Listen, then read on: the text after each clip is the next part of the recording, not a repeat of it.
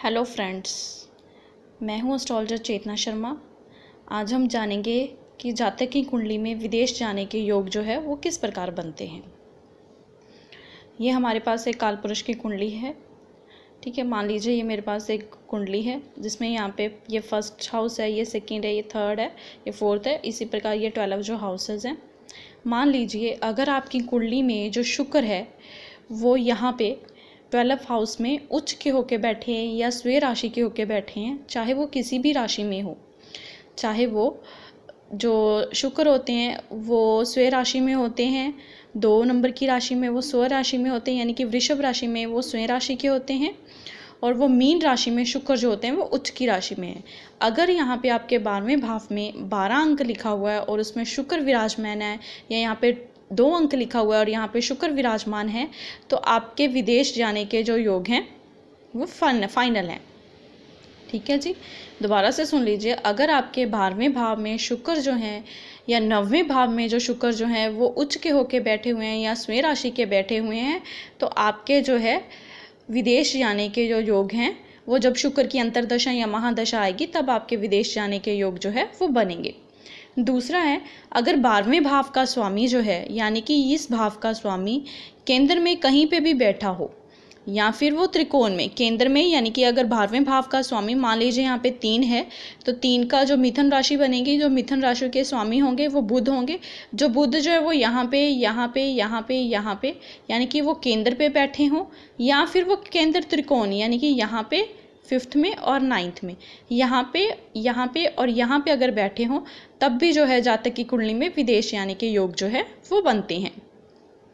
ठीक है जी। अगर जो है 10वें घर का मालिक यानी कि इस हाउस का जो स्वामी है और इस हाउस का जो स्वामी है वो आपस में राशि परिवर्तन करे, या इसका स्वामी जो है इसमें जाए और ये 12th हाउस का स्वामी जो है वो 10th हाउस में आ जाए, तब भी जातक की कुंडली में जो है विदेश यानी के योग जो हैं वो बनते हैं।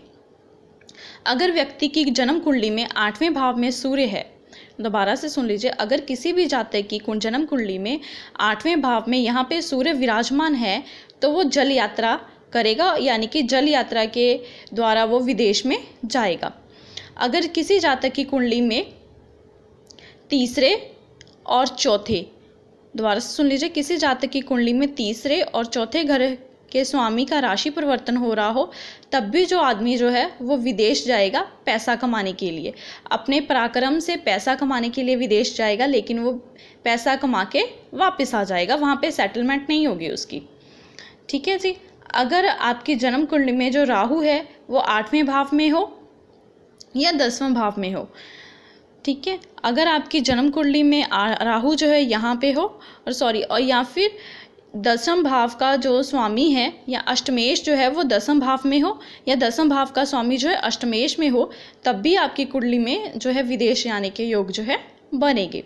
अगर मान लीजिए आपकी राशि में उच्च जो है वो जो सूर्य है वो उच्च का है, या चंद्रमा जो उच्च का है, या फिर आपकी कुंडली में बृहस्पति जो हैं वो उच्च के हैं, तब भी आपकी जन्म कुंडली में विदेश जाने के योग बनेंगे। अर्थात आप सूर्य की दशा या अंतरदशा में या चंद्रमा की दशा या अंतरदशा में आप जो है विदेश जाने के आपका जो योग है वो बन सकता है। इसके अलावा और भी बहुत सारे योग होते हैं जिसके द्वारा जो है जातक को विदेश की यात्रा का सुख मिलता है। ठीक है, जिस प्रकार जैसे कि 9वां भाव का स्वामी अगर 12th भाव में राशि परिवर्तन कर रहा हो, यानी कि इस भाव का स्वामी जो है वो यहाँ पे बैठा हो और इस भाव का स्वामी जो है वो यहाँ पे बैठा हो, तब भी व्यक्ति को जो है विदेश जाने का जो सुख है वो मिलता है। और यदि जातक की कुंडली में शनि जो है वो 12th हाउस में बैठे हों, तब भी व्यक्ति को विदेश जाने का सुख जो है वो मिलता है। और अगर लग्नेश और जो नवमेश हैं, इन दोनों का लगन भाव का स्वामी और 9वें भाव के स्वामी का अगर राशि परिवर्तन हो रहा हो, तब भी व्यक्ति को विदेश जाने का योग मिलता है। धन्यवाद फ्रेंड्स। अगर आपको मेरी वीडियो अच्छी लगे तो please like, subscribe and share कीजिएगा। Okay, thank you.